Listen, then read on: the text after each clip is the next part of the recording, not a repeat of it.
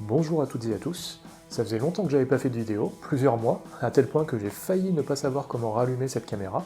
Dans cette vidéo aujourd'hui, on va parler de la tension électrique. Alors il faut savoir que sur ma chaîne, il y a déjà une vidéo sur la tension électrique qui date d'il y a 3 ans et qui a fait un nombre de vues que je n'arrive pas à expliquer. Mais en 3 ans, on change de façon de faire, on n'explique pas forcément les choses de la même manière, donc c'est pour ça que je réactualise un petit peu ces vidéos qui commencent à dater.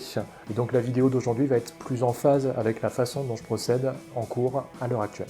On perd pas plus de temps et on va aller dans la salle de classe pour faire une petite expérience afin de se rendre compte de ce qu'il faut déjà savoir à propos de la tension électrique. Alors voici un exemple de circuit électrique en série, c'est-à-dire avec une seule boucle, avec un générateur électrique, un interrupteur et une lampe. La tension électrique, c'est une grandeur qui va permettre de caractériser la quantité d'électricité qui est fournie ou alors consommée par les dipôles que l'on utilise pour faire des circuits électriques. Cette tension, elle se mesure en volts, avec ce qu'on appelle un voltmètre. Par exemple, si je veux mesurer la tension électrique au niveau du générateur, je dois utiliser le voltmètre et le brancher par-dessus les câbles du générateur. On dit qu'en fait, un voltmètre se branche en dérivation par rapport au dipôle dont on souhaite mesurer la tension électrique. Au niveau des bornes du voltmètre, il faut faire attention, il y a un sens à respecter, sinon on va avoir des tensions négatives, ce qui n'a pas vraiment de sens. Donc les deux bornes à utiliser, ce sont les bornes V pour volt et COM. La borne V doit être le plus proche du plus du générateur et la borne COM doit être proche du moins du générateur. Au niveau du calibre, il faut se placer sur le calibre 20 volts. C'est un calibre qui permet de dire qu'on peut mesurer des tensions qui vont jusqu'à 20 volts. Mais si vous voyez par exemple que la tension que vous mesurez ne dépasse pas 2 volts, vous pouvez passer au calibre 2 volts pour mesurer la tension de façon plus précise. Alors si je prends l'exemple de la tension du générateur, donc le générateur était réglé sur 12 volts, on voit que ça donne effectivement environ 12 volts, et pour noter cette valeur, il faut l'écrire en utilisant le symbole de la tension électrique. Alors la logique voudrait que ce soit la lettre T, parce que la tension ça commence par la lettre T, sauf qu'en fait le T est déjà pris pour la température. Du coup on va utiliser la lettre suivante dans l'alphabet, la lettre U, en majuscule. Donc ici U va être égal à 12,18 volts. Alors maintenant, concernant la tension électrique, on va essayer de comprendre ce qui se passe dans les circuits en série. Alors voici un exemple de circuit électrique avec un générateur, un interrupteur fermé et 2 lampes. Si on mesure les tensions électriques au niveau des différents appareils, pour le générateur, on voit qu'on est là encore aux alentours de 12 volts. Au niveau de l'interrupteur fermé, on est à 0 volts, et c'est normal parce que l'interrupteur ne consomme pas d'électricité, il se contente de transmettre l'électricité. Et puis voici les tensions au niveau des 2 lampes. On peut constater au final que si on additionne les tensions des 2 lampes, on obtient à peu près la tension du générateur. Ça signifie que la tension du générateur s'est répartie, pas forcément de façon équitable, entre les 2 lampes. Si on prend un autre exemple de circuit, voici un circuit en série toujours, avec un générateur, une diode et une lampe. Une fois encore, on peut constater que la tension du générateur s'est répartie, pas du tout de façon équitable, là pour le coup, entre les dipôles qui consomment l'électricité, à savoir la diode et la lampe. Donc l'idée à retenir pour les circuits en série, c'est que la tension du générateur se répartit entre les autres dipôles du circuit, c'est-à-dire ceux qui consomment l'électricité qui est fournie par le générateur. C'est ce qu'on appelle la loi d'additivité des tensions dans un circuit en série.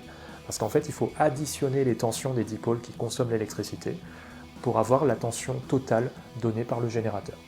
Pour ce qui est des circuits en dérivation, c'est un petit peu différent. Alors déjà, on va se placer dans un contexte précis, avec un exemple concret de la vie de tous les jours, les multiprises. Les multiprises, ça permet de multiplier les prises, comme leur nom l'indique, mais le truc c'est que quand on se branche sur une prise murale ou sur une prise d'une multiprise, au final, ça ne change rien au fonctionnement de l'appareil. Ça veut dire que normalement, la tension électrique au niveau de la prise murale doit être égale aux tensions électriques des différentes prises de la multiprise. On va le prouver expérimentalement. Voici un exemple de circuit en dérivation avec un générateur et 2 lampes. Cette fois-ci, il y a 2 boucles, donc c'est bien un circuit en dérivation.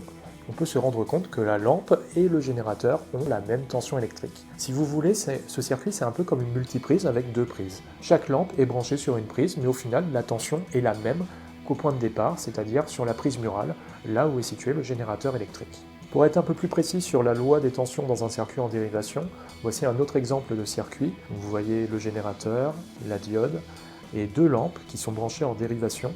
Et si on mesure les tensions électriques au niveau de chacun de ces appareils, on se rend compte que finalement, il n'y a que les deux lampes qui possèdent exactement la même tension électrique, parce que ces deux lampes sont branchées justement en dérivation. Donc ce qu'il faut retenir par rapport au circuit en dérivation, c'est que deux dipôles en dérivation possèdent la même tension électrique. Alors c'est important d'avoir des connaissances sur la tension électrique, parce que les appareils électriques ont besoin d'une tension pour fonctionner correctement. C'est ce qu'on appelle leur tension nominale.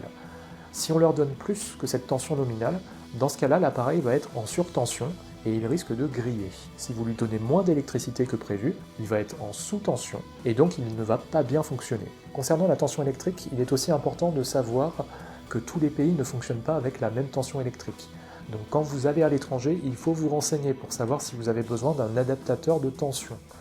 Par exemple, en France, on est sur du 230 volts, mais si vous allez aux États-Unis, ils travaillent à une tension inférieure.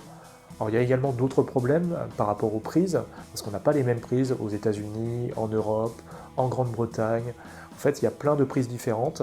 Donc à chaque fois, quand vous allez à l'étranger, il faut vraiment vous renseigner pour savoir déjà si vous avez besoin d'un adaptateur de prise pour pouvoir vous brancher, et également potentiellement d'un adaptateur de tension.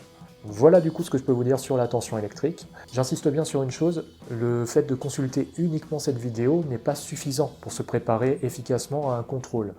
C'est important aussi de bien revoir ce que vous avez fait comme mesure lors des activités en classe et également les exercices pour savoir si vous avez bien compris comment exploiter les lois des tensions dans un circuit en série ou dans un circuit en dérivation. Je vous souhaite bon courage pour vos révisions et je vous dis à bientôt pour une prochaine vidéo. Ciao!